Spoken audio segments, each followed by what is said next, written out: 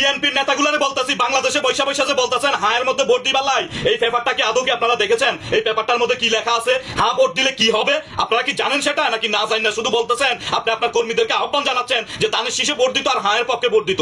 দানের শীষে তো আপনি কইলেও ভোট দিব আমরা বিএনপির কর্মীরা, আপনি না কইলেও ভোট দিব, কিন্তু হায়ের মধ্যে কেন আমরা ভোট দিব? আপনি তো নিজেই জানেন না হায়ের মধ্যে ভোট দিলে কি হবে, কারণ আমাদের হাতে ইতিমধ্যে পেপারটা এসে পৌঁছাইছে সকল প্রবাসীদের কাছে। আমরা জানি, আমরা পরে দেখেছি হায়ের মধ্যে ভোট দিলে বাংলাদেশ তাদের সবাই মিলে একসাথে তখন শুষে খাবে। হাসিনা থাকাকালীন হাসিনা একলা খাইছে, আর হায়ের মধ্যে ভোট দিয়া জামাতের গোলামি, এনসিবির গোলামি করতে আমরা প্রবাসী বিএনপির কর্মীরা অন্তত পক্ষ রাজি নাই, বিশেষ করে আমি রাজি নাই।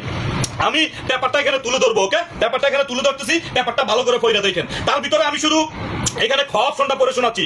আগামী জাতীয় সংসদ হইবে 2 কক্ষ বিশিষ্ট ও জাতীয় সংসদ নির্বাচনের দলগুলো প্রাপ্ত ভোটের অনুপাতে 100 সদস্য বিশিষ্ট একটি উচ্চ কক্ষ গঠিত হইবে এবং সংবিধান সংশোধন করিত হইলে উচ্চ কক্ষের সংখ্যাগরিষ্ঠ সদস্যদের অনুমোদন দরকার হইবে। মানে যখন এক্সাম্পল বিএনপি সরকার যদি গঠন করার পরে ভালো একটা দেখা গেছে মানুষের যেরকম কৃষি কার্ডের কথা বলতেছে, কৃষকদেরকে কার্ড দিবে, তখন এই 100 জন যেখানে 10 জন থাকবে বিএনপির, 90 জন থাকবে অন্যান্য দলের, তখন এই অন্যান্য দলের মানুষগুলো বলবে কৃষি কার্ড করতে এটা দিলে হবে না, এটা আমরা সংস্কার করতে দিব না, বা বিএনপির বিভিন্ন উদ্যোগগুলোতে বাধা দিবে। তখন বলবে কি জানেন? মাল সারো মাল, মানে সবাই মিলে খাওয়ার দান্দা না, এগুলো আমরা বুঝি, সাধারণ জনগণ এবং বিএনপির সাধারণ কর্মীরা এগুলো বুঝে। এইসব বন্ডামি বাদ দেন। বিএনপির নেতাদেরকে বলতেছি, হ্যাঁ কোনো ভোট হবে না, ভোট হবে না।